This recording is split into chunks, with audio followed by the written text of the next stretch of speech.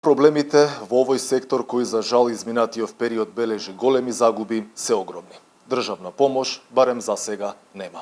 На ова и на останати теми во овие вести зборувам со Здравко Јосифовски, првиот човек на независната угостителска комора. Јосифовски, најпрво добре дојдовте во вестите. Добар ден до вас и вашите гледачи. И мило ми е што сме денеска повторно тука, малку да продискутираме со последните најави на владата во однос на угостителите. Так, последната од низата мерки е дека од 1 октомври ќе се бара целосна имунизација за влез во угостителските објекти.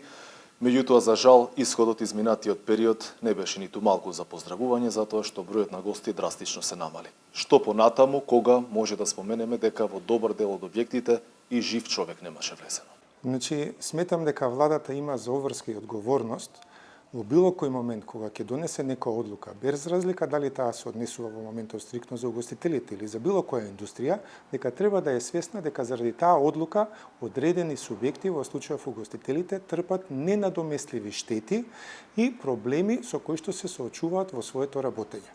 Владата имаше заоврска истиот момент кога ја донесе одлуката, не само со најави да каже дека ќе размислува, него да најде начини и модули да каже на кој начин ќе им помогне, ќе ги поддржи и ќе ги обештети угостителите и угостителските работници за оваа индустрија да ја одржиме во наредниот период.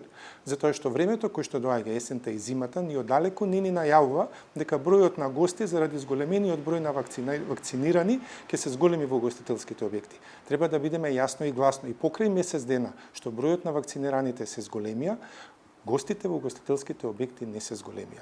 Негативната кампања што ја води владата во однос на начините на ширење на новите вирус COVID-19, значи укажува на тоа дека бројот на гости не се зголемува во угостителскиот објект, туку баш напротив, со заладувањето бројот на гостите и како ќе се смалува, како и ресурсите со кои што може да работат угостителите.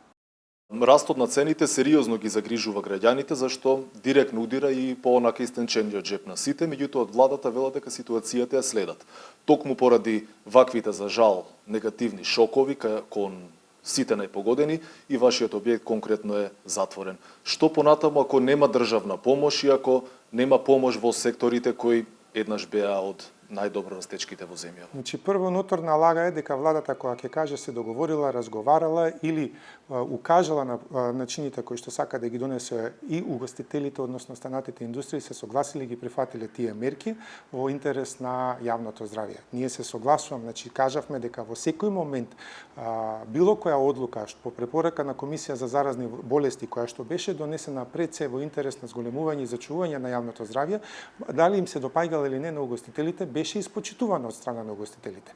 Меѓутоа, владата не одговори соодветно на тоа. Секоја најавена мерка која што беше помпезно најавена, кроз до неизината остварување беше повеќекратно ускратена можностите на сите да аплицираат за истата.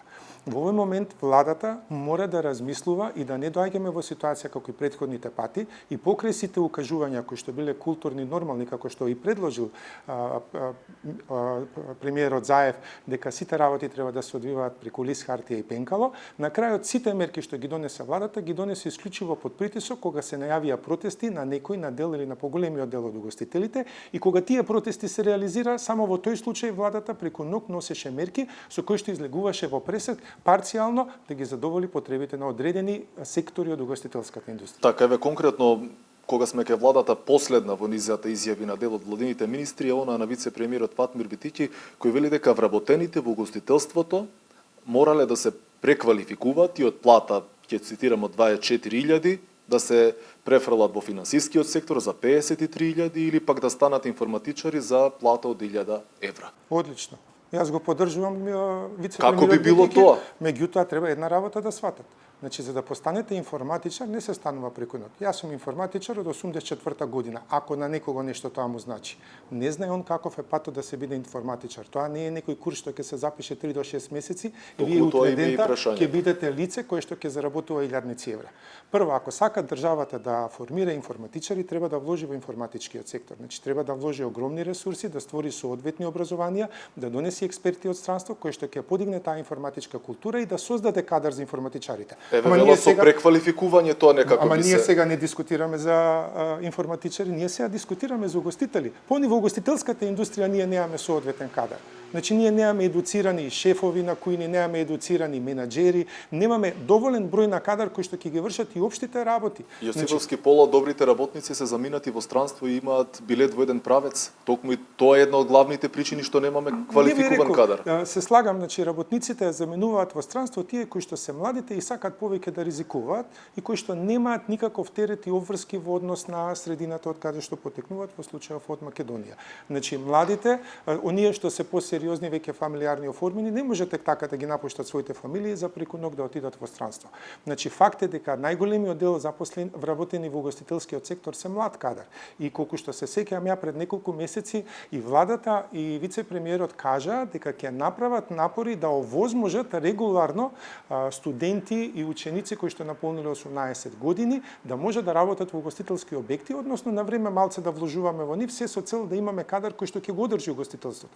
Јас не можам да сватам ако сега викаме дека угостителите или вработените во угостителската индустрија ќе ги преквалификуваме за други индустрии и утре кога ќе дојдете во угостителски објект што очекувате некој информатичар да ве служи за плата од 24.000 денари или тогаш ќе е скапо ако е кафето 120 денари. Апсолутно. Пред самиот крај, иако не знаеме што утре ќе биде, меѓутоа прашањето е првични вака ваши анализи, кога би се вратиле на темпото од 2019 година, од пред короната, малку барем да заживее секторот, секако ако нема бројни удари? Значи, прво да не се залажуваме, еве ќе тргнеме од медицински аспект, вика колку време е потребно да настане некој проблем, исто толку време е потребно тој проблем да се ревитализира или рехабилитизира.